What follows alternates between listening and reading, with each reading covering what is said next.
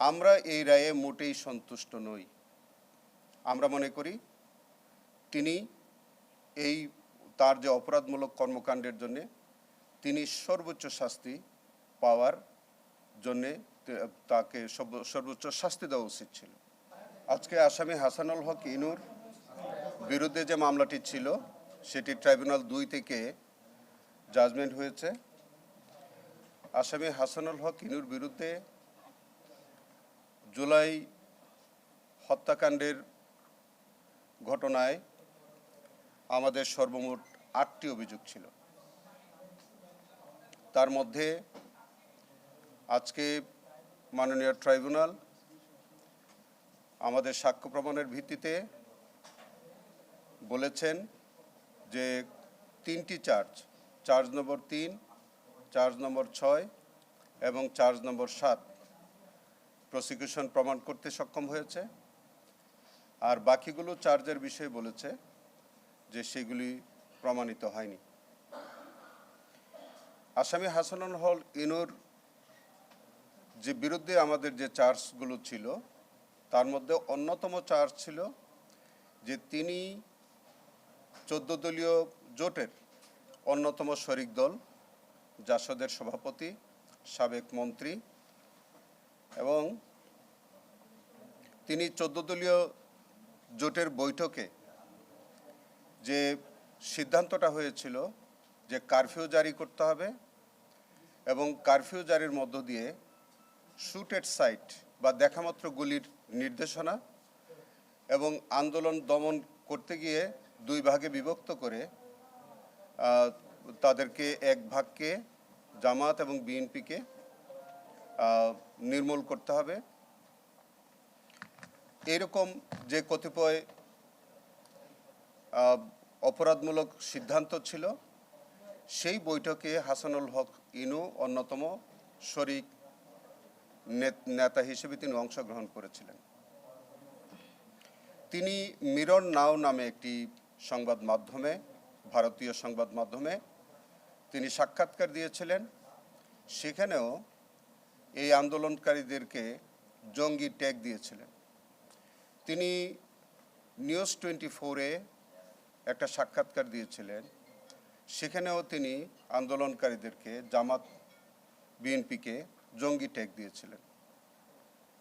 তিনি একটি শেখ হাসিনার সাথে 2টি অডিও রেকর্ডে তার সাথে কথাবার্তা বলেছিলেন। সেই অডিও কলে দুইটি কলই হাসানুল হক ইনু প্রধানমন্ত্রীকে টেলিফোন করে প্রধানমন্ত্রীর এই যে অপরাধমূলক কর্মকাণ্ড এইগুলোকে তিনি জাস্টিফাই করেছিলেন। তিনি বলেছিলেন যে প্রধানমন্ত্রী যেসব সিদ্ধান্ত নিচ্ছে সেগুলো কারেক্ট। প্রধানমন্ত্রী বলেছিলেন যে এর আগে তিনি এই জঙ্গিদেরকে ফাঁসি দিয়েছেন। হাসানুল হক ইনু এটাকে সমর্থন করে বলেছিলেন এইবারও তিনি জঙ্গি কার্ড খেলবেন এবং সেই জঙ্গি কার্ড খেলার মধ্য দিয়ে তিনি প্রধানমন্ত্রীকে বিভিন্ন রকমের পরামর্শ দিয়েছিলেন যে আন্দোলনকারীদেরকে 2টি ভাগে ভাগ করতে হবে, জামাত বিএনপিকে চিহ্নিত করে করে নির্মূল করতে হবে। তিনি কুষ্টিয়ার এসপিকে তিনি নির্দেশনা দিয়েছিলেন। তার নির্দেশনার প্রেক্ষিতে কুষ্টিয়াতে 6 জন নিহত হয়েছিলেন। তার এইসব উস্কানিমূলক বক্তব্যে, তার এই ষড়যন্ত্রমূলক কর্মকাণ্ডে সারা বাংলাদেশে প্রায় 1400-এর মতো ছাত্র জনতা শহীদ হন, প্রায় 15,000-এর বেশি মানুষ আহত হয়েছিলেন। এবং এই সব কিছুর দায় তিনি একজন সুপিরিয়র কমান্ড রেসপন্সিবিলিটির আওতায় শেখ হাসিনার বিরুদ্ধে যেভাবে এই দায়টা আসে ঠিক একই রকম দায় হাসানুল হক ইনুর বিরুদ্ধেও বর্তায়। এই সবগুলো চার্জ আমরা আলাদা আলাদাভাবে এনেছিলাম। ট্রাইব্যুনাল তার বিচার বিশ্লেষণে তারা মনে করেছেন যে আমরা 3টি চার্জ প্রমাণ করতে সক্ষম হয়েছে, বাকিগুলো পারিনি। কিন্তু আমরা খুব পরিষ্কারভাবে মনে করি যে আমরা 10 জন সাক্ষীর সাক্ষ্য দিয়েছি।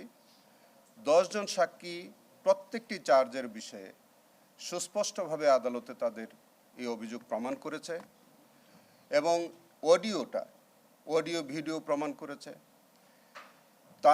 তিনি আদালতে দুইজন সাফাই সাক্ষী দিয়ে তিনি কিন্তু পরিষ্কারভাবে তার যে অডিও রেকর্ডিং, মিরর সাক্ষাৎকার এবং চ্যানেল 24-এ তার যে বক্তব্য, এগুলি চ্যানেল 24 নিউজ 24, সেইগুলোতে সবগুলো বক্তব্য তিনি কিন্তু স্বীকার করেছিলেন। তো তার এরকম স্বীকারোক্তির পর অন্যান্য চার্জ প্রমাণিত হবে না, এটা আমাদের কাছে বোধগম্য মনে হয়নি। আমরা খুব পরিষ্কারভাবে বলতে চাই যে প্রসিকিউশন পক্ষ প্রত্যেকটি চার্জ তার বিরুদ্ধে সন্দেহাতীতভাবে প্রমাণ করতে সক্ষম হয়েছে। আসামি হাসানুল হক ইনুর বিরুদ্ধে 3টি চার্জে প্রতি চার্জে 10 বছর করে 30 বছরের সাজা দিয়েছে এবং 2 লক্ষ টাকা জরিমানা করেছে। আমরা এই রায়ে মোটেই সন্তুষ্ট নই।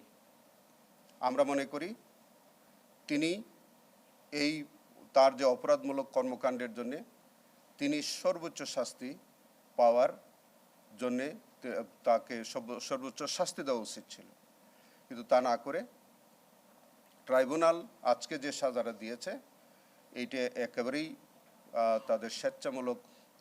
আমার মনে হয় যে তারা যথাযথভাবে সাক্ষীর সাক্ষ্য পর্যালোচনা করতে ব্যর্থ হয়েছেন। আমরা এই রায়ে মোটেই সন্তুষ্ট নই। এই রায়ের বিরুদ্ধে আমরা অবশ্যই আপিল করব। পাশাপাশি আমরা মনে করি যে 3টি চার্জে তারা শাস্তি দিয়েছেন, এই 3টি রায়েও এই শাস্তি অপ্রতুল। এই সাজা বৃদ্ধির জন্য আমরা আপিল করব। যেসব চার্জ থেকে অব্যাহতি পেয়েছেন, খালাস দিয়েছেন, সেইগুলি সহ যেগুলোতে শাস্তি দিয়েছেন সেইগুলো সাজা বৃদ্ধির জন্য আমরা রায়ের কপি প্রাপ্তির সাপেক্ষে আমরা যথাসময়ে আপিল দায়ের করব।